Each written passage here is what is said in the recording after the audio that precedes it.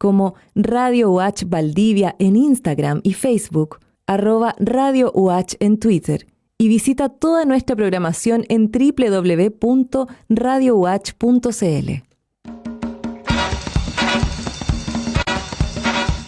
Radio Universidad Austral de Chile y Dirección de Vinculación con el Medio UH presentan Territorio Sostenible. Territorio Sostenible, cada martes a las 11 de la mañana en Radio Universidad Austral de Chile. Bienvenidos.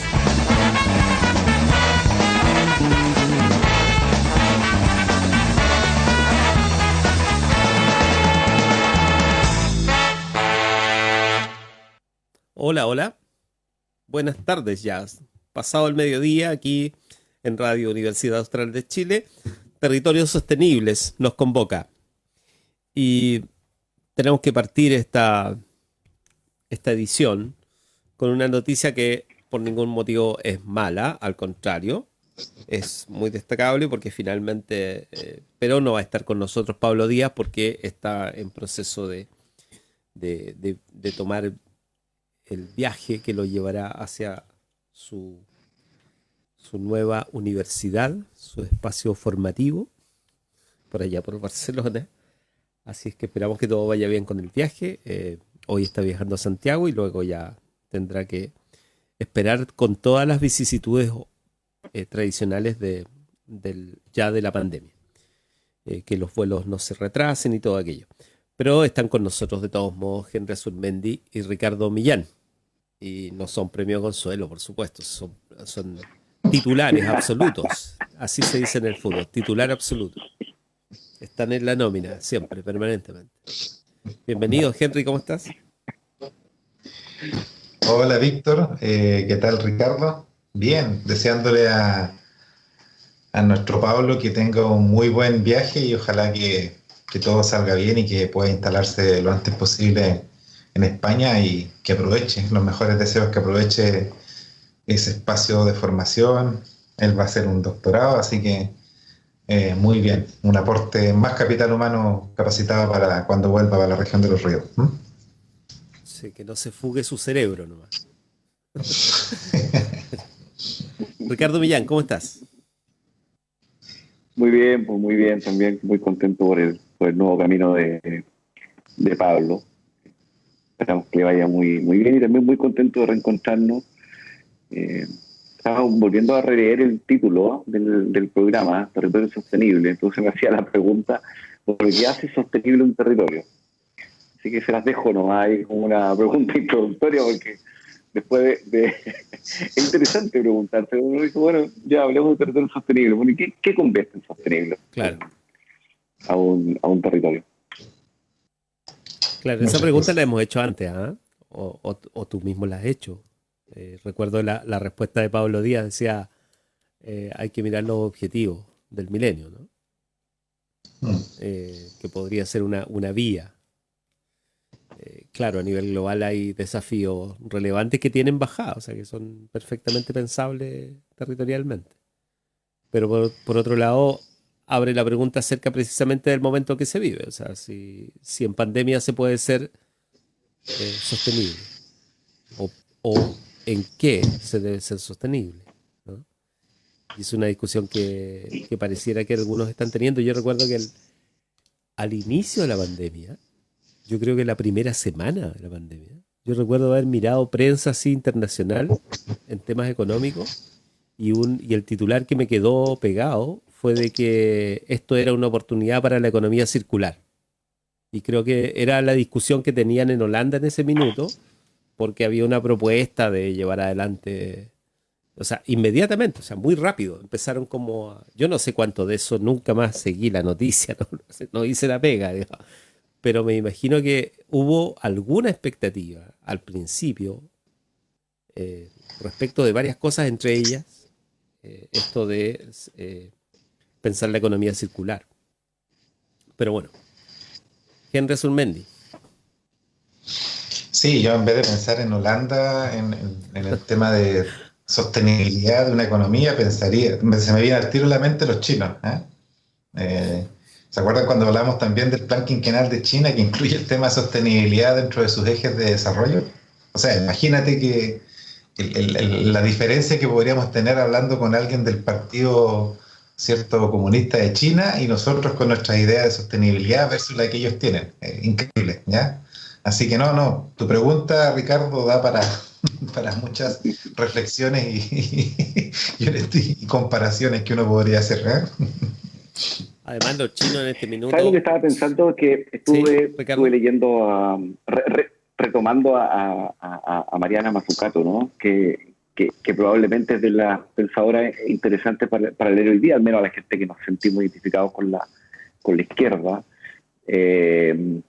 Leerla a ella tiene algo de un aire interesante porque plantea que justamente el post-pandemia ha puesto relevancia a algunos temas económico, por ejemplo, el rol del Estado, y por ende, cómo va a seguir estando el Estado presente post-pandemia, y cómo hay temas que definitivamente sin lo público no habría ninguna forma de enfrentarlo. Entonces, volviendo un poco a lo que conversábamos la semana anterior, ¿no? Que el Estado, al menos en el tema salud, parece ser absolutamente relevante, ¿no? Que tiene que tomar un rol protagónico.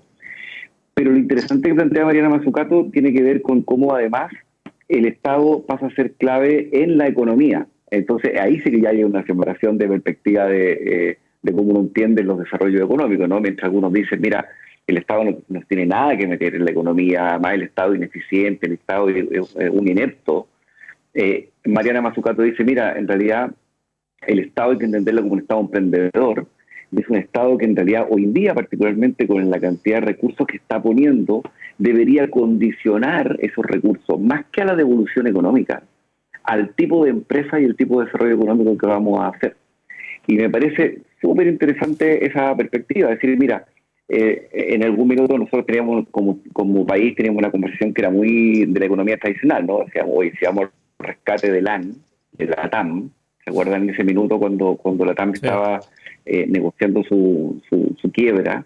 Decíamos, ya, pero rescatémoslo, como lo rescataron en Brasil y todo, y la condición, varios políticos decían, ya, pues lo rescatamos, pero no es gratis, no es que lo rescatamos como rescatamos al Banco de Chile en la crisis anterior, ¿no? Que fue como, devuélvemelo cuando pueda, sino que sí, mire, en el caso de la TAM decíamos, mire, lo rescatamos, pero el Estado de Chile se hace con parte de la propiedad, con un derecho a recompra después del tiempo. Esa es una alternativa que es bastante tradicional. Pero lo que plantea Mariana Mazzucato es mucho más atractivo, porque ella dice, mire, vamos a rescate, y lo que yo le pido a cambio, más que la devolución, es que usted se comprometa con 1, 2, 3, 4 cosas que tienen que ver con la sostenibilidad, que tienen que ver con el tipo de sociedad que estamos creando, que tienen que ver con la forma de distribución. Entonces, pareciera ser que esta es una oportunidad para que el Estado de alguna forma condicione las formas de ayuda a un tipo de desarrollo que tendríamos que elegir como país. Y luego si uno se pregunta, bueno, ¿cuál es el tipo de país que queremos tener como chileno? Súper interesante una encuesta sobre cuáles son las mayores preocupaciones que tienen los chilenos en términos de inequidades. Y es interesante ver que casi el 70% de los chilenos considera que la inequidad en los ingresos es probablemente una de las preocupaciones más sustantivas y mayor generadora de problemas. Entonces ahí como que se me arma un triángulo, ¿no? Es decir, Estado con un rol mucho más preponderante.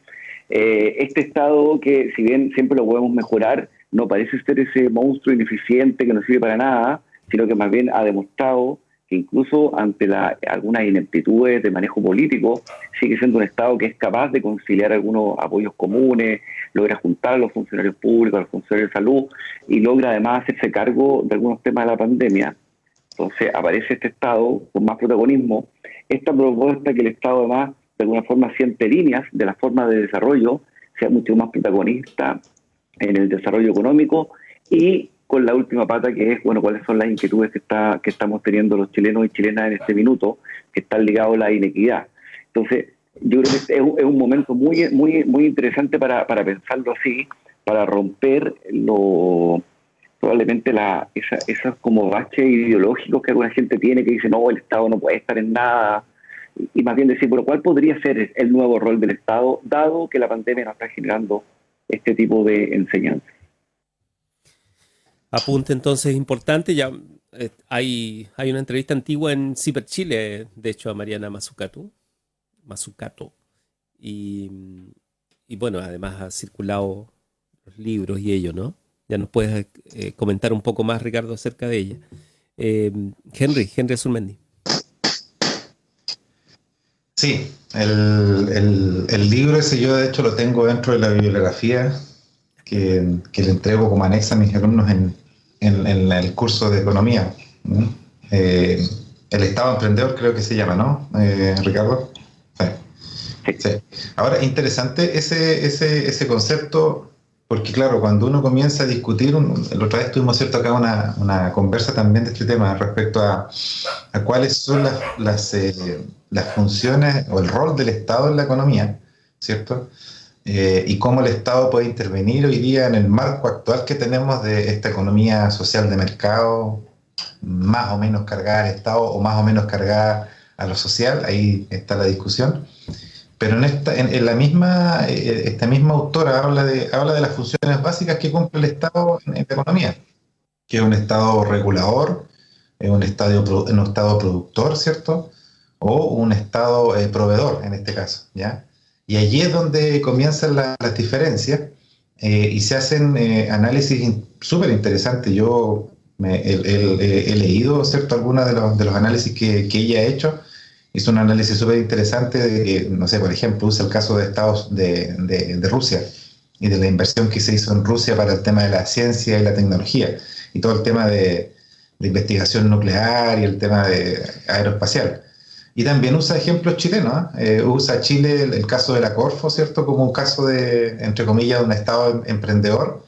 Y lo bueno de esta autora es que ella dice que la inversión estatal no tiene por qué expulsar o sacar a la inversión privada del mercado. ¿Mm? Entonces, yo encuentro súper interesante la posición porque, claro, como dijo Ricardo al principio, a la gente que nos gusta más de izquierda y leer, ¿cierto?, a economistas como... Pero ella tiene una mirada, si bien yo diría más de izquierda, yo diría que mucho más definida en lo que es el rol social del Estado en la economía. Y eso es ahí donde creo que hay que darle una vuelta, una discusión importante a lo que se nos viene más adelante, ¿ya?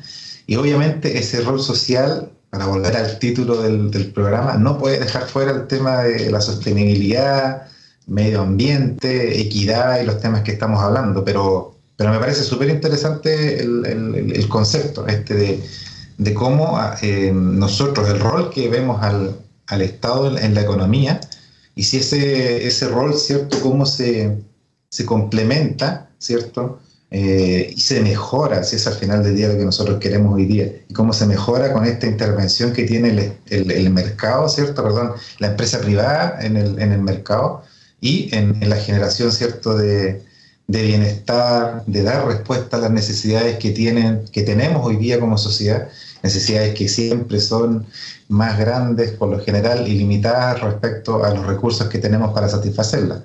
Entonces, sí, creo que por ahí va la discusión. Ojalá pudiéramos tener más economistas como ella, que estén entregando en forma didáctica, digo yo, explicando así con pera y manzana lo que significa una posición u otra, porque finalmente creo yo que con eso podríamos tener una discusión país mucho más sana y llegar más rápido a los acuerdos que hoy día necesitamos, ¿ya?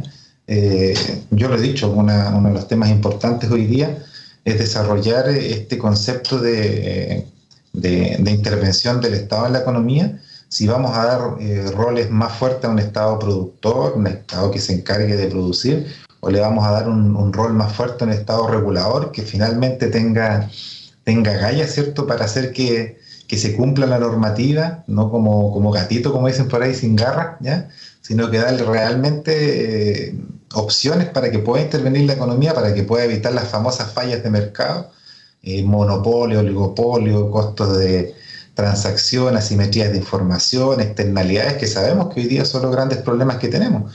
Es una función del Estado que, claro, desde la década del 90 se ha venido potenciando, se ha venido entregando mayores atribuciones, pero que todavía claramente no es necesario y no compatibiliza lo que son hoy día los grandes problemas que tiene esta economía basada en el mercado.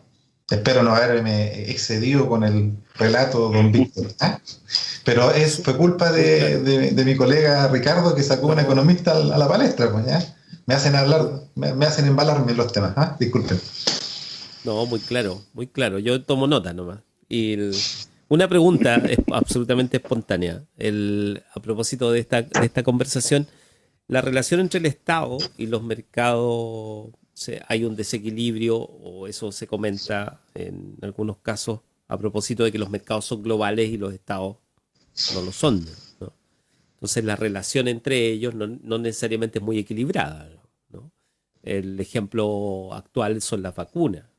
En el mercado de las vacunas, los Estados salen a competir o a tratar de convencer y dialogan con corporaciones que probablemente nosotros hablamos de la vacuna china, pero serán chinos, pero actúan en el mercado global, o sea, son también un agente económico, depende del territorio, con ciertos énfasis, y no solamente los del partido, digamos, ¿no?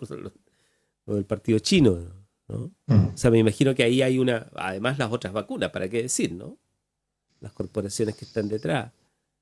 O sea, cuánto desequilibrio al final también hay en una realidad que no es necesariamente la teórica que uno puede analizar en un libro, digamos, sino que además tiene estas vicisitudes de que los estados no necesariamente son los que potencian o lideran un mercado tan complejo como, por ejemplo, ese.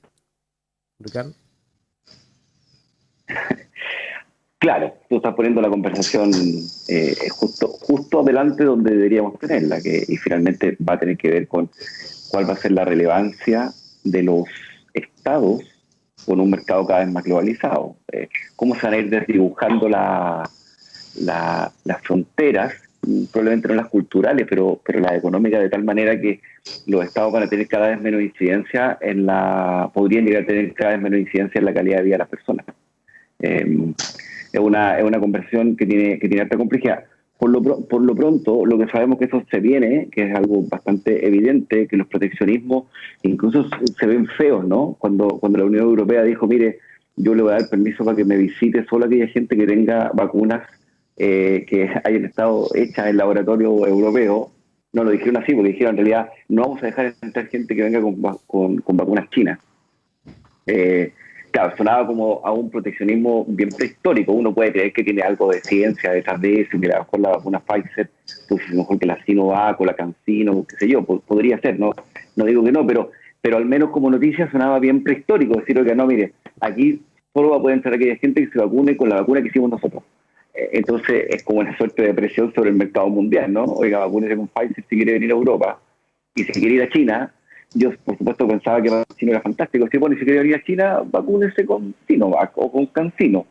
Efectivamente, la relevancia de los mercados y los capitales, y esta enorme posibilidad que tienen los capitales de moverse, van a permitir además generar cambios políticos muy relevantes en el mundo. O sea, si tú piensas hoy día en la siguiente dupla, capitales de movimiento por un lado y redes sociales con capacidad de censurar o definir qué es lo correcto y lo no correcto, lo que tú vas a tener es como un nuevo imperio. Yo me acuerdo haberlo planteado desde el principio cuando alguna gente se puso muy contenta cuando Twitter censuró a Donald Trump. Y yo decía, ¿sabes qué? Esto no hay nada que ponerse contento. Nada. Porque así como hoy día censuran a Donald Trump, mañana pueden censurar a cualquier otro político. Entonces, que al final, ¿quién es el que tiene el poder de definir quién puede hablar y no? ¿Los dueños de Twitter? Qué peligroso, ¿no? O sea, yo creo que hay elementos que hay que preservar sobre ese tipo de intereses. Pero lo que quiero decir es que, efectivamente, redes sociales manejadas por una cantidad pequeña de gente que van a poder regular un poco el pensamiento de los seres humanos en base a la información que van a tener de nosotros. Más capitales en movimiento que son capaces de estabilizar o desestabilizar economía. Es legitimar la pregunta de cuál va a ser el rol de los estados, naciones en 50 años más. Es una buena pregunta. Pero claro, ahí nos fuimos bastante al futuro, pero una conversación muy, muy entretenida. Quisiera solamente decir un par de cosas de lo anterior que me parecen importantes. Por supuesto, decir que Mariana Mazzucato, cuando habla de la Corfo predictadura, digamos, no de la Corfo postdictadura, donde efectivamente la Corfo tuvo un rol como generadora de la industrialización de Chile.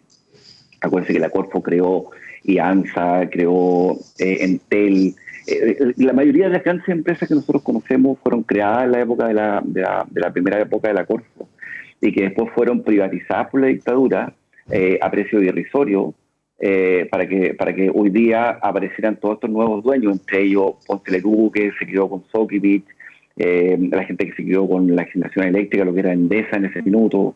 Es una historia muy interesante de ver ahí. Hay una escritora, una periodista que se refiere a cómo se produjeron esas privatizaciones. Entonces, pero lo que sí estamos diciendo es que efectivamente el Estado, pasamos de una época en que decíamos el Estado no tiene ningún rol en la economía y solamente tiene que regular, si agrego lo que dice Henry, pero además regula mal o además controla mal, a lo que decimos es sí, efectivamente necesitamos un Estado que regule más y mejor, controle más y mejor, pero además parece que un Estado que va a tener algo más que decir respecto al desarrollo económico, por ejemplo, condicionando de alguna forma con sus recursos las formas de desarrollo que puede tener un país.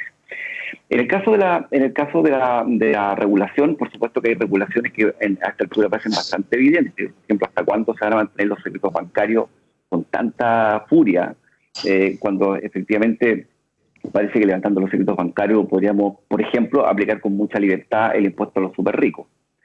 O, al revés, como dicen otros, mire, si usted fuera un mejor controlador, bastaría con que nosotros cobráramos los impuestos que debemos cobrar y no teníamos para qué poner un impuesto a los súper ricos, porque recaudaríamos más plata si sacamos la exención y hacemos que todo el mundo pague los impuestos. Esa es como una línea, ¿no? Pero la tercera línea, que es la que me parece interesante, es cuando el Estado, como el representante de todos nosotros, decimos, por ejemplo, ¿sabes qué? Nosotros vamos a tener un tipo de desarrollo que por ejemplo, va a poner el cuidado del medio ambiente en el centro de la conversación, o la equidad de género en el centro de la conversación, o la equidad territorial en el centro de la conversación, o las condiciones mínimas de vida en el centro de la conversación. Porque luego de esas definiciones, lo que decimos es, bueno, ya que tengo recursos, ya que puedo pagar investigación, ya que financio el 70% de la innovación que se hace en Chile, ya que además financio una parte de las universidades y además presto plata a las empresas y además a veces rescato empresas y además les pongo incentivos a las empresas, bueno, tal vez está en condición de poner alguna música mínima y decirle, oiga, mire, le paso plata, claro, o lo ayudo, sí, solo sí, mire, estos son nuestros 5 elementos y por favor póngalo al centro de su quehacer.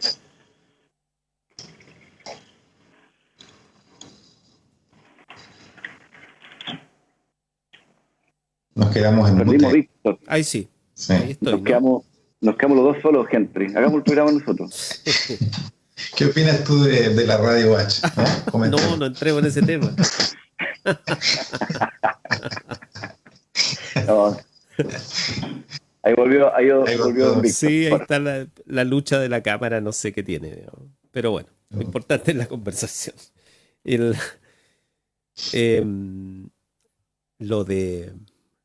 Yo planteaba además lo de las vacunas porque ustedes se habrán dado cuenta que en los últimos días han estado, pero o sea, la discusión es interesante en todo caso porque tiene que ver con esto de los mercados, tiene que ver con cómo los países se fueron negociando la cuestión de la vacuna y por qué, digamos, ¿no? Entonces también hay un manto de duda que también es discutible, o sea, es una especulación al final, respecto de cómo los estados negociaron. Yo me acuerdo haberle escuchado a Lagos Weber en una discusión parlamentaria cuando se inicia y cuando ya se ve claramente que el proceso de vacunación era masivo en Chile, ¿no? Y estaba empezando a destacarse a nivel internacional.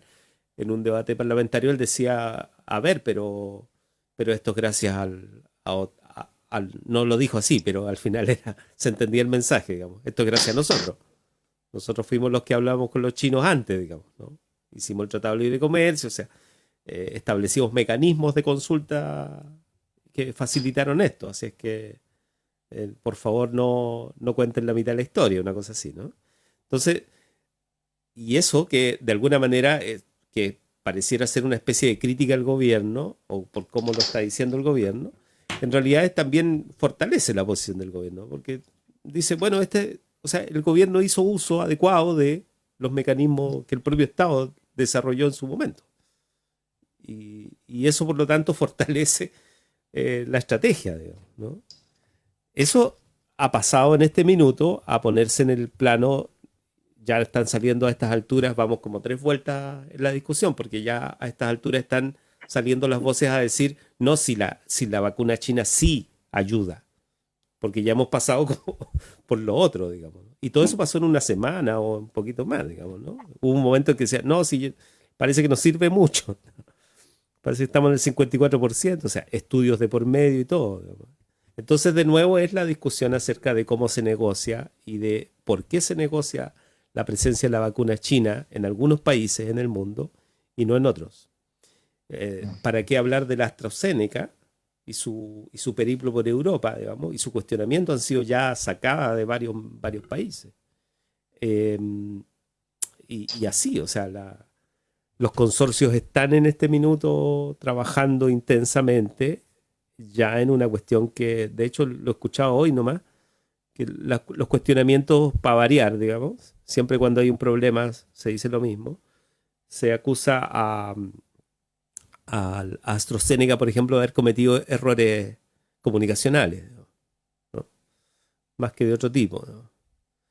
Y en el caso yo creo que ustedes se acuerdan bien, en el caso de la CoronaVac, la de los chinos, el problema es que la declaración respecto de la posibilidad de que no sea muy infalible esta vacuna, en grado alto, ¿no?, vino de la autoridad china, ¿no? Vino de las propias autoridades sanitarias chinas, ¿no?, o científicas. Entonces también es una cuestión que pareciera estar en el plano de las relaciones políticas más que solo comerciales, ¿no? Pareciera que hay mucho de geopolítica al final en lo que hemos vivido, a pesar de que nosotros estamos aquí disponibles para la vacuna, digamos, no estamos pensando en otra cosa, digamos, ¿no? Pero hay mucha geopolítica, pareciera. Henry. Sí. A ver, dos temas. Primero, referido tú hablaste hace un rato atrás del tema del Estado versus, ¿cierto?, el mercado o este Estado empresario versus esta economía globalizada. Y lo segundo, el tema que tiene relación también directa con esta capacidad que tiene hoy día el Estado de Chile de, entre comillas, negociar con estas grandes multinacionales. Y claro, como lo dijo Ricardo, lo que hoy día tiene Chile como resultado de esta política de internacionalización, esta política de apertura al mundo, no es resultado de lo que se ha hecho en el último gobierno, los últimos dos gobiernos. Esta es una política que se viene implementando desde el año 90 en adelante, en la cual, cierto, Chile tomó la decisión de abrirse al mundo y de generar, cierto, toda una política contraria, cierto, a otros países de la zona latinoamericana, donde la tendencia era de una política más de sustitución de importaciones versus una política de globalización de lo que ha hecho Chile. Y claro, eso significa que hoy día nosotros tengamos ventajas comparativas importantes al momento de conversar con otras naciones, sobre todo desde el punto de vista de la, entre comillas, geopolítica, de lo que tú hablabas. Nosotros hoy día, solo a modo de ejemplo, somos el único país en Sudamérica, en América, ¿ya?, porque ni siquiera Estados Unidos los tiene, en el cual tenemos un CEPA, que es un acuerdo comprensivo económico con Indonesia. Tú sabes que en Indonesia ni siquiera ha firmado este acuerdo con Alemania, por ejemplo, ¿ya?, que uno esperaría que lo haya firmado. Lo tiene con China y lo tiene con Chile. Y eso significa, cierto, que claro, como país, Chile, para China, para el Asia, tiene otra mirada, ¿no?, para concentrarnos un poco en por qué nos ha ido tan bien con la negociación con los chinos, ¿ya? Y claro, ahí todo depende, cierto, de un poco las inversiones que ha hecho el país, y en ese sentido a mí me toca verlo directamente desde ProChile. Es muy valorable el trabajo que se ha realizado en estos últimos 30 años, y de verdad da una ventaja importante al momento de que Chile sale a negociar con otros países. Y en el caso de Asia, de los países ASEAN, para englobarlo un poco más, de verdad tenemos una tremenda ventaja competitiva ahí, ¿ya? Se respeta mucho el país, se ve como un espacio en el cual se pueden generar grandes acuerdos, e ir avanzando en una serie de objetivos económicos que ellos tienen y culturales, ojo, y culturales, ¿ya? No solamente desde el punto de vista de hacer negocios. A nosotros en la Subrey, a nuestros agregados comerciales y a nuestro subsecretario de Relaciones Internacionales, Económicas, chuta, se me va a olvidar el nombre, ¿cómo se llama? Yáñez, Rodrigo Yáñez, Sí. que siempre me acuerdo del jugador y ahí lo recuerdo. Te van a retar. Me van a retar. Ah, por suerte no le dije a Patricio Yáñez, ¿no? Don Rodrigo Yáñez, que ojo, tiene El zar una de vinculación las vacunas, importante ¿no? sí, con Payaco, ¿ya? Porque tiene familias acá en la región. A él le tocó todo este tema de la negociación especialmente con China, el tema de las vacunas, bueno, y otras vacunas más que se han negociado. Y en su momento también tuvimos una reunión acá en la Subrey y nos contó, ¿cierto? Que claro, no es que él haya hecho las grandes negociaciones.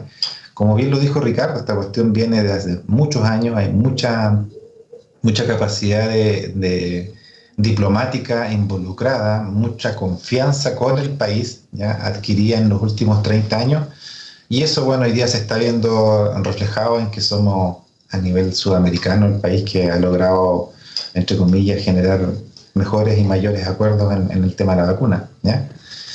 Y respecto al punto anterior, más macro, Víctor, ya me va a tomar un par de minutos, pero creo que interesante igual aportarlo a la discusión, esto de los países y la capacidad que tienen los países de negociar y de enfrentarse a estos grandes conglomerados económicos en el mundo. Y ahí lo mismo, uno parte siempre en economía explicando que para poder, ¿cierto?, generar mayores bienes o servicios en tu país, tanto como a nivel de empresa, incluso a nivel de familia, ¿ya?, a nivel de territorio, a nivel de región, uno estudia lo que se llaman los factores de la producción. Así empiezan los cursos de economía, ¿ya? Capital, trabajo, ¿cierto?, y mano de obra. Las tres grandes miradas clásicas de la economía. Pero claro, a eso hoy día, a esos tres factores de la producción, que era como se estudiaba economía hasta el 1700, 1800, principios del siglo XIX, se le agregan dos temas súper importantes, que son el tema de la tecnología, ¿ya?, como factor de la producción, tecnología, y en el último siglo el tema del conocimiento. Y es allí donde yo creo que nosotros como país nos estamos quedando, y nos quedamos definitivamente bien atrás. No fuimos el único país, ¿ya? No fuimos el único país. Porque en el tema tecnológico sí, en su momento Estados Unidos, Inglaterra y otros países avanzaron bastante. Pero el tema del conocimiento hoy día no está en poder de los países. El conocimiento hoy día está en el dueño de Facebook, en el dueño de Google, en el dueño, ¿cierto?, de Alibaba, en el dueño, ¿cierto?, en los dueños de ese tipo de conocimiento. Y solo para terminar la conversa, para que vean lo importante que, no sé, Google, si uno midiera a Google por el PIB que genera, es aproximadamente el PIB que tiene hoy día Grecia, ¿ya?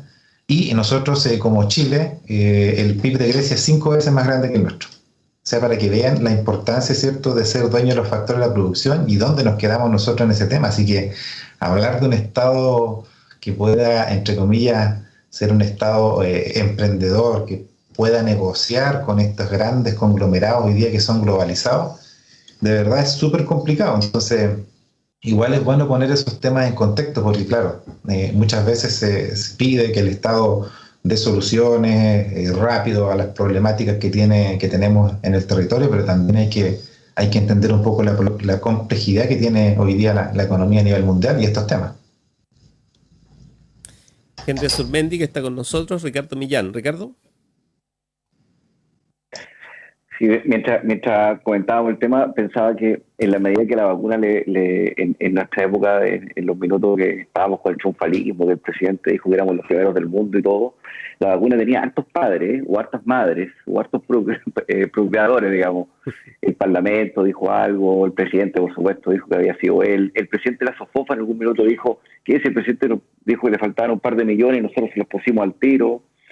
Después, yo respeto mucho la opinión de Alexis Kalergi, que él decía, oye, mira, esta es cuestión histórica que teníamos con la Católica, y en realidad este es un acuerdo que teníamos con el laboratorio hace muchos años. Yo les conté la vez anterior que Alexis Kalergi estuvo acá en la región, intentando convencer al gobierno regional de que pusiéramos fábrica de vacunas y que nadie le dio ni pelota, digamos. Él con el doctor Calvo, parece que estaban hablando chino y efectivamente hoy día uno se acuerda de él y dice, oye, podríamos haber estado en la cabeza del tema. Pero quiero decir solamente que lo de la vacuna, a propósito de lo espantoso que está la pandemia hoy día en nuestro país, tiene harto que ver con que en el primer minuto nos entusiasmamos todos, hubo una combinación de cosas que permitió que la vacuna estuviera acá, y que en ese minuto todos querían adjudicársela. Tengo la sensación de que estos días, cuando empezó como la duda sobre la vacuna, empezaron a desaparecer los papitos corazones de la vacuna, y como que ya nadie se quiere hacer cargo de esto. ¿Quién lo hizo? Y ahí hay un punto, porque efectivamente llegar a esto, cuando son decisiones más de Estado, ¿no? Cuando esto deja de ser como el triunfo de alguien y pasa a ser un triunfo del país, y entre todos nos comprometemos a que las cosas buenas son de todos y las cosas malas también. Efectivamente no pasa esto, ¿no? Uno dice ya, como país lo hicimos. Yo creo que lo que nos ha pasado con esta etapa tan tremenda que estamos viendo la pandemia hoy día es que parece que lo de la vacuna fue como un triunfalismo de algunos, pero se nos olvidó decir que no solucionábamos el problema y que seguíamos teniendo un tremendo desafío. Pero eso era como la reflexión general en torno a la vacuna y efectivamente esto de cómo al final hay mucha plata detrás de esta cuestión. Eso es lo que quiero decir. Detrás de la vacuna hay mucha plata. Y no solamente hay mucha plata detrás de la vacuna, sino que también hay algunos economistas que sostienen que después de la pandemia también va a haber harta liquidez. Porque de alguna forma al cambiar algunos patrones de consumo se está acumulando, esto puede ser una bofetada a la gente que no tiene dinero, digamos, pero sí es bueno decir que para alguna gente que sí ha seguido manteniendo sus ingresos, se ha producido un pequeño colchón de recursos que van a salir a gastarse post pandemia.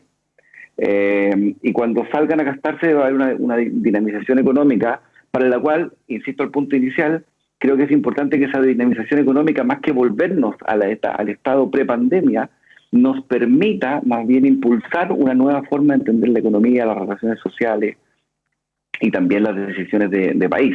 O sea, va a haber una oportunidad económica y aquí podemos decidir que nuevamente el mercado haga lo que quiera y que finalmente los que tengan las garras más largas ganen. O es el momento también que como país nos hagamos las preguntas sobre pensiones, sobre sueldos mínimos, sobre ingresos garantizados, sobre salud pública, sobre educación. Ahí están todos los temas nuevamente en la juguera con que podría ser un impulso. Y no puedo dejar de hacerme la pregunta clave, porque pasamos desde lo más global, que es decir, sabes que parece que los estados nacionales tienen poca relevancia respecto a los mercados, respecto a las grandes empresas, respecto a los dueños del conocimiento.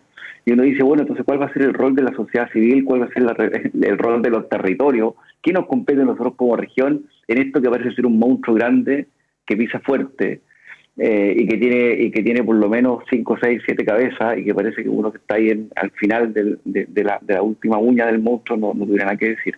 Y yo creo que aquí es donde es clave la pregunta nuevamente de los territorios sostenibles, y que tiene que ver, bueno, ¿y nosotros? ¿Vamos a ser simplemente furgón de cola de esto que va a pasar? Nosotros no vamos a decir nada, o los territorios también tienen el derecho y el deber de preguntarse cómo vamos a entrar en este proceso post-pandemia. Y yo creo que hoy día una región como la nuestra me dan ganas de empujar todo el rato que hablemos de eso, que digamos, bueno, ya, y nosotros en esta vuelta.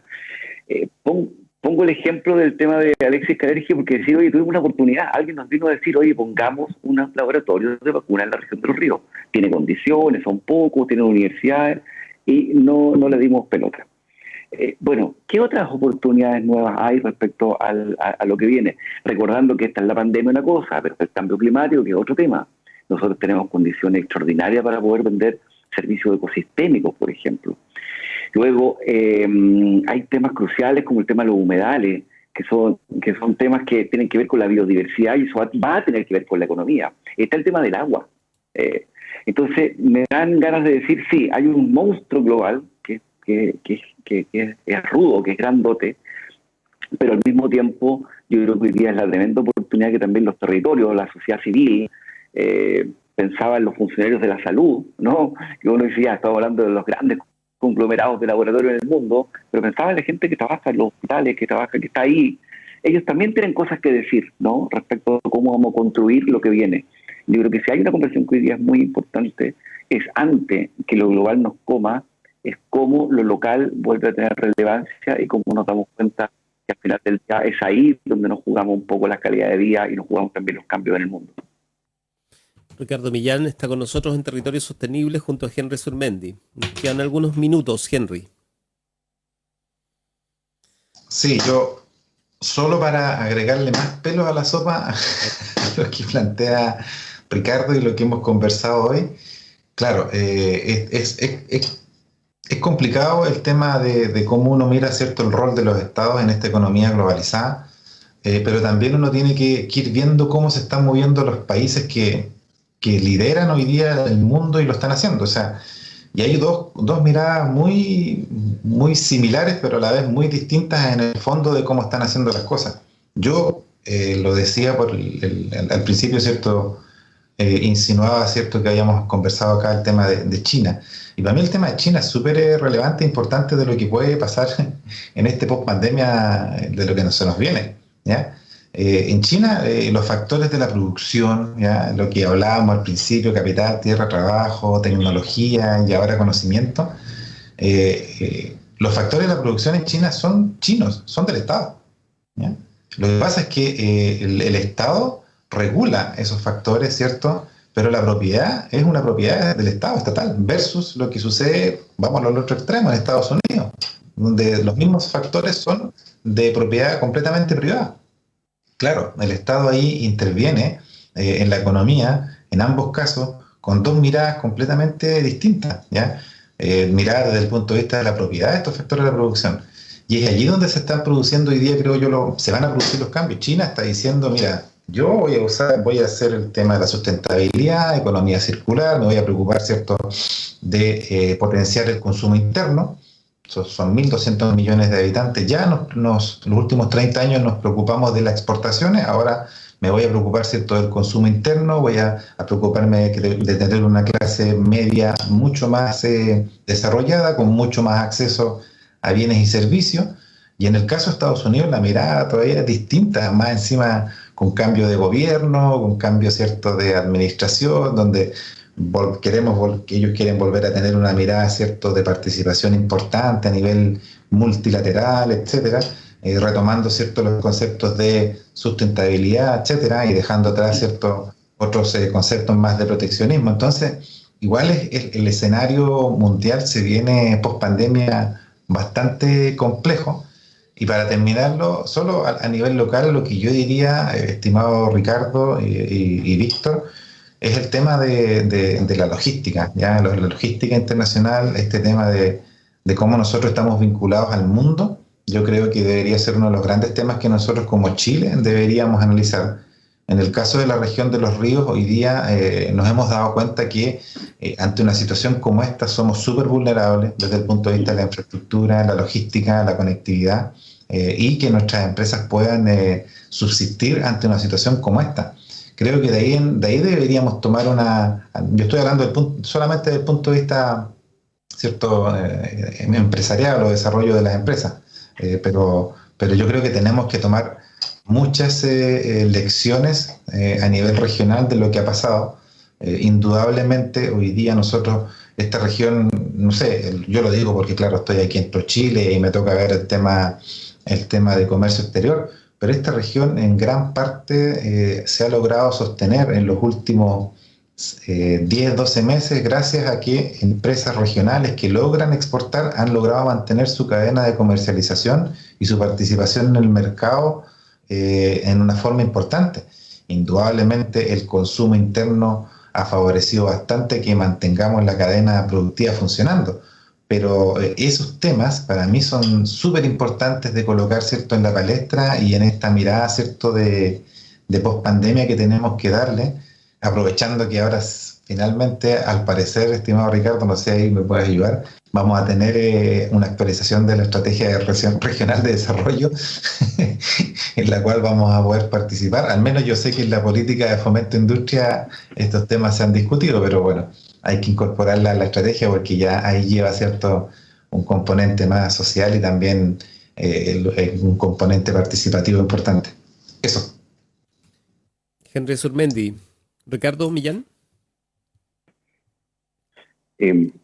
Claro, Es que lo que pasa es que yo creo que siempre es tiempo de hacerse preguntas de para dónde uno va. Yo creo que es una cosa importante. Pasa que algo ocurrió, o algo tiene la historia de Chile, que parece que de repente no nos preguntamos para dónde vamos, vamos nomás para adelante. Ya alguien dice la botona así funciona y le damos para adelante y punto. Pero parece ser que aunque suene una conversación latera, pero parece ser que lo único que a uno le permite caminar juntos es cuando toma definiciones de para dónde va con algún relativo nivel de acuerdos. Eso parece ser una pregunta. Y porque solo detrás de eso también uno puede salir del inmediatismo. O sea, hay cosas que a lo mejor no podemos hacer ahora, que hay que hacer más adelante. Pero resolver cuáles son las que vamos a hacer ahora y cuáles son las que vamos a hacer más adelante son cruciales. Ahora, uno podría decir que es una conversión muy táctica, ¿no? Se construyó primero un camino o un puente, ¿no? El presidente Lagos siempre decía primero los puentes, después los caminos. Los puentes traen los caminos. No se trata de esa conversación, la que yo digo, lo que yo digo es los territorios, la región de los ríos. Cuando se plantea, bueno, ¿dónde vamos a estar como región los próximos 20 años, los próximos 30 años? Y yo digo, no tenemos esa conversación dada. ¿De qué vamos a vivir? ¿Vamos a crecer o no vamos a crecer? Hay una conversación que yo la encuentro encantadora, que es decir, ¿de qué tamaño, por ejemplo, los que vivimos en la ciudad de Valdivia, de qué tamaño creemos que Valdivia debería ser? ¿Cuánta gente debería vivir en Valdivia? ¿Se acuerda que hablábamos la otra vez que aumentó la gente que ha llegado a vivir a Valdivia? Bueno, ¿de qué tamaño deberíamos ser? ¿Deberíamos tener 400.000 habitantes, 300.000? ¿O vamos a dejar que ocurra nomás? Que llegue gente, se vaya gente y seamos los que somos nomás.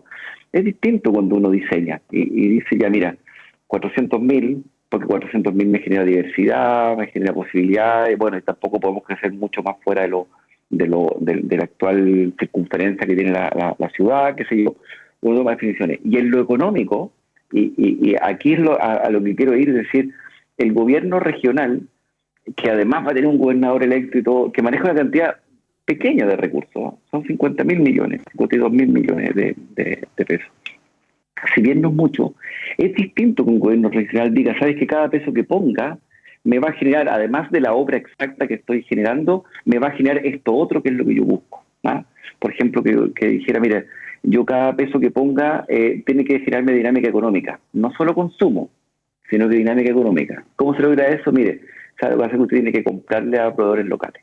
Tiene que comprarle a proveedores locales como quiera. ¿Quiere plata pública? Entonces tiene que hacer esto, porque eso va a generar una determinada dinámica. O, ¿sabe que usted siempre tiene que contratar al menos a un par de chiquillos jóvenes que han salido de las universidades regionales o técnicos que han salido de nuestros liceos técnicos o de nuestros institutos profesionales, porque queremos que se queden acá, que aprendan una determinada profesión, qué sé yo, lo que sea, ¿no?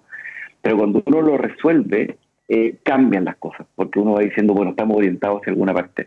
Y en esta dinámica global que es tan gigantesca, si las personas a nivel local perdemos nuestro protagonismo, les aseguro que en algún minuto no nos vamos a dar ni cuenta y vamos a estar hablando chino. Y vamos a estar hablando chino. Así como ahora hablamos inglés, ahora sí con toda libertad hablamos inglés, mañana vamos a estar hablando chino. Y yo recuerdo, me quedó marcado una persona que me decía, mira, y el día que vivamos bajo el imperio chino, vamos a echar de menos el imperio norteamericano.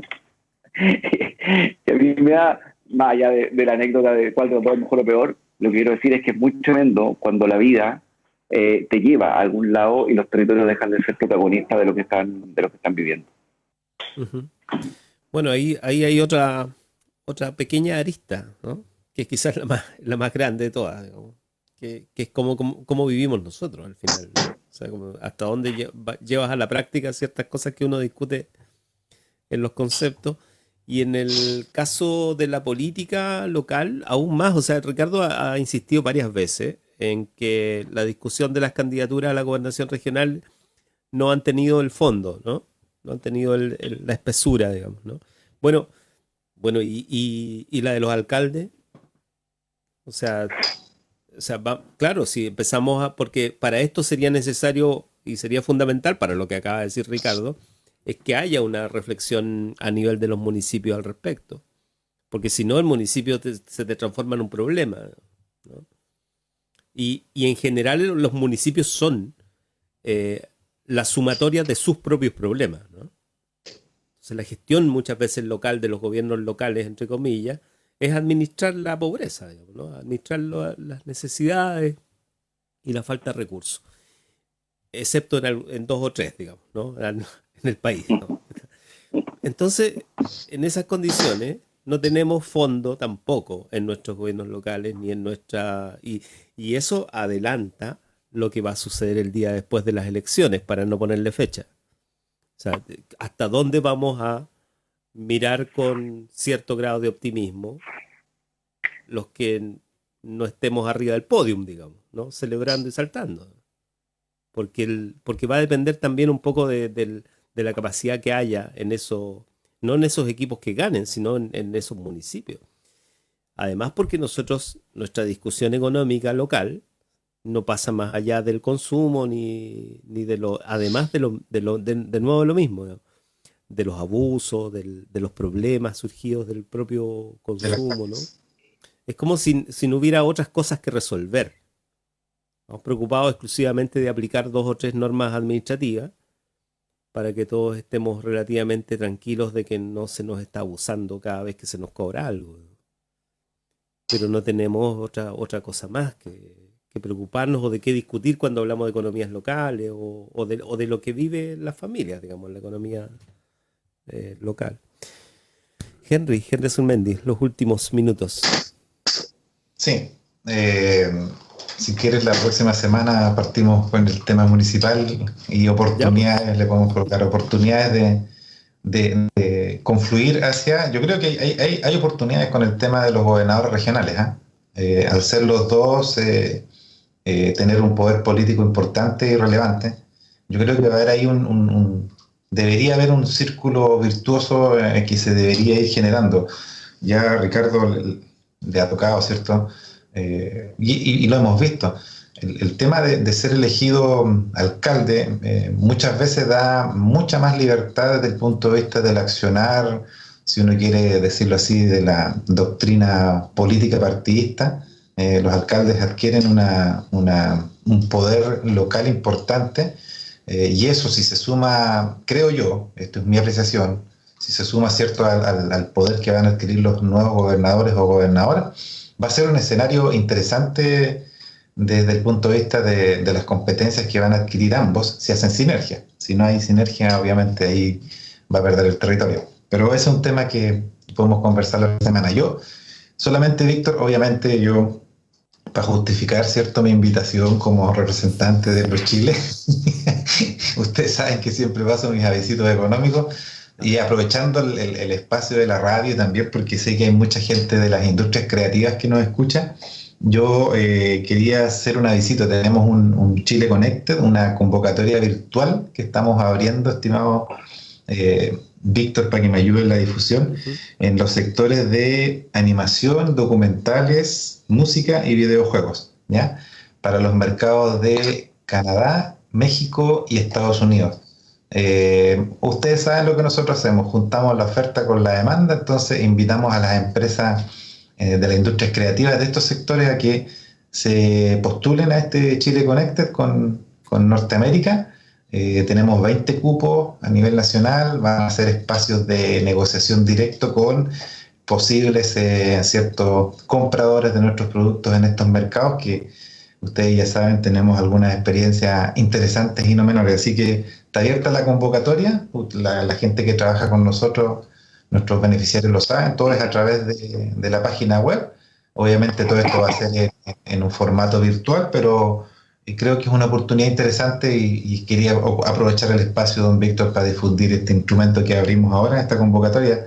Está toda la semana abierto y el Chile Connected sería desde el 10 de mayo al 15 de mayo, estimados. Eso. Perfecto, para el Día de la Madre. Ricardo Millán. Sí, no puedo dejar de este programa, aunque sea un acto meramente simbólico, mandar un saludo de reconocimiento a la gente que trabaja en salud. Yo creo que se nos ha ido olvidando y nos hemos ido acostumbrando a que ese conjunto de personas que están ahí, adentro de los SPAM, adentro de los hospitales, está en condiciones súper malas de trabajo, están cansados. Estamos en una locura, mirándolo desde fuera. Los que están adentro, me toca pasar por el hospital en las mañanas y uno ve la cara de la gente al entrarlo, de los funcionarios, está duro. Yo quiero mandar un saludo de cariño, de solidaridad, de ánimo a la gente que hoy día está poniendo el hombro ahí, muchas veces poniendo el hombro más de lo que debiera, producto de probablemente de malas decisiones o producto de también de la forma como entendemos lo colectivo en el país, digamos. Así que solo terminar este día lunes dándole ánimo a toda la gente, hombres y mujeres que están ahí poniéndole el hombro y cuidándonos para que ojalá esta pandemia no siga arrojando las cifras tremendas que tenemos hoy día. Así que eso, que no es económico, pero que hoy día es clave. Gracias, Ricardo, gracias, Henry. Y bueno, más allá de la geopolítica, igual hay que vacunarse. ¿Sí? Eso es lo que importa ahora, digamos. Además, es verdad, o sea, está confirmado y hay que decirlo de todos modos, digamos, que teniendo la vacuna, aunque no es infalible, aminora la situación crítica que viven muchas personas y que sufren las tragedias después, digamos. Entonces, no es menor. Muchas gracias, nos reencontramos la próxima semana. Capaz que esté ya nuestro nuevo Pablo Díaz.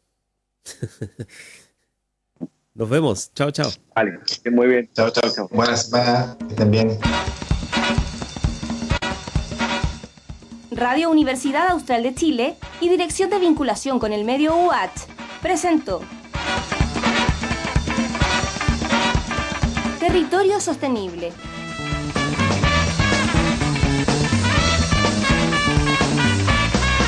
Durabilidad, me nací de carpintero, de estucador y albañil, de gasfitero y tornero. Pucha, que sería bueno haber tenido instrucción, porque de todo elemento el hombre es un creador. Construyendo educación superior desde las comunidades del sur austral. La Universidad Austral de Chile desarrolla más de 450 proyectos de investigación, aportando el 85% de la producción científica de la región de los ríos y una amplia actividad de investigación en los lagos, Aysén y Magallanes. En Valdivia, Osorno, Puerto Montt y Coyhaique. Universidad Austral de Chile. Calidad y compromiso público. Más información en www.uach.cl. La Universidad Austral de Chile cumple 66 años y tenemos mucho por qué celebrar. Estamos dentro de las mejores universidades del país, con campus y sedes en todo el sur de Chile. Somos una universidad sin fines de lucro, donde el foco está en nuestros estudiantes. El 80% de ellos cuenta con beneficios del Estado y reciben una formación integral. Entra en admisión uach.cl y conoce todo lo que tenemos para ti. ¿Y tú, qué esperas para ser parte del Austral? Es la hora 13, 3 minutos. El Instituto Nacional de Derechos Humanos te recuerda los derechos que tienes como ciudadana y ciudadano. En situaciones de emergencia, Carabineros y las Fuerzas Armadas